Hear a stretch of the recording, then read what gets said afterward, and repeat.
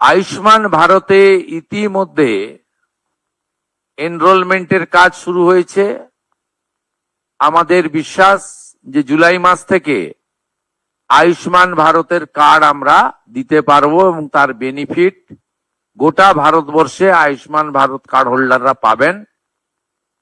আমরা আশা করছি যে স্বাস্থ্যসাথীর কার্ডের সঙ্গে যুক্ত এমন 6 কোটিরও বেশি আমরা যারা কার্ড হোল্ডার তাদেরকে আয়ুষ্মান ভারতে এক্ষুনি নিয়ে যেতে পারবো। পরে পরে এই সংখ্যা আরো বৃদ্ধি পাবে এবং যারা নতুন করে আয়ুষ্মান ভারতে যুক্ত হতে চান, স্বাস্থ্যসাথীতে যুক্ত হননি, তাদের ক্ষেত্রেও অপরচুনিটি থাকছে।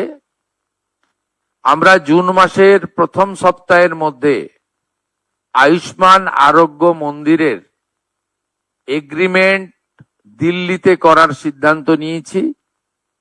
সেখানে পশ্চিমবঙ্গ সরকার এবং ভারত সরকার মন্ত্রী স্তরে, আধিকারিক স্তরে উপস্থিতিতে একটি ইভেন্টের মাধ্যমে বা একটি ছোট্ট অনুষ্ঠানের মাধ্যমে আমরা এটা করব। কারণ আয়ুষ্মান আরোগ্য মন্দিরের বেনিফিট শুধু পশ্চিমবঙ্গে থাকা স্থায়ী বাসিন্দারা নন, প্রায় 1 কোটির কাছাকাছি পশ্চিমবঙ্গের স্থায়ী বাসিন্দা কর্মসূত্রে পেটের টানে বাইরের রাজ্যে আছেন বা এডুকেশন নেওয়ার জন্য বাইরের রাজ্যে আছেন, তারাও এই সুযোগ পাবেন গোটা দেশব্যাপী।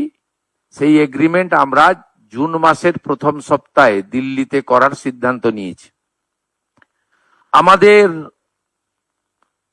সার্ভাইকাল ক্যান্সারের যে প্রিভেন্টিভ আমাদের ভ্যাকসিনেশন ফেব্রুয়ারি 2026-এ মাননীয় প্রধানমন্ত্রী দেশব্যাপী চালু করেছেন।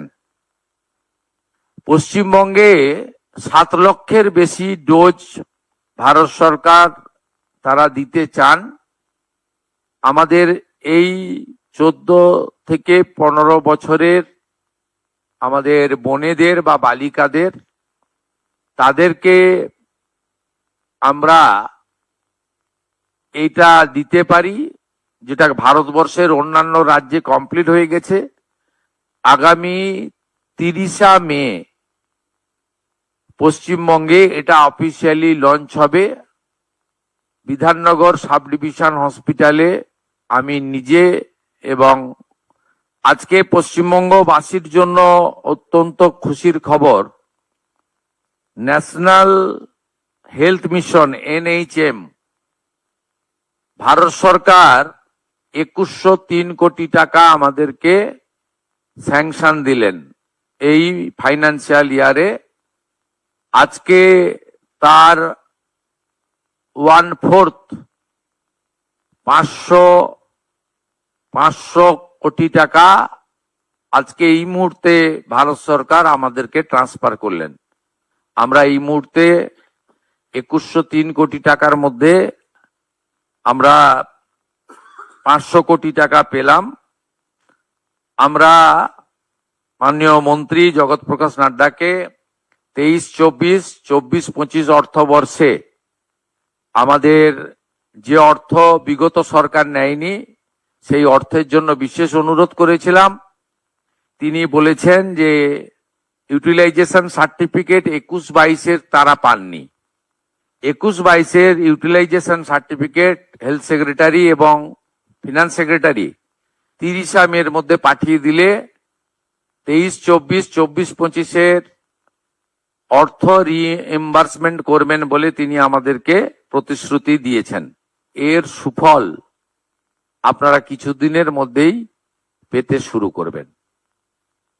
আমি মাননীয় মন্ত্রীকে আজকে অনুরোধ করেছি, আমরা লিখিত প্রপোজাল পাঠাবো। মাননীয় প্রধানমন্ত্রীর স্বপ্নের যে প্রকল্প, প্রত্যেক জেলায় একটি করে মেডিকেল কলেজ, পশ্চিমবঙ্গের 3টি প্রশাসনিক জেলায় মেডিকেল কলেজ তৈরি হয়নি, আলিপুরদুয়ারে, কালিম্পংয়ে এবং দক্ষিণ দিনাজপুরে, আসানসোল, পশ্চিম বর্ধমানে, এই 4টি জেলায় হয়নি। এই 4টি জেলার জন্য প্রয়োজনীয় জমি সহ প্রস্তাব আকারে ভারত সরকারকে আমরা পাঠাবো।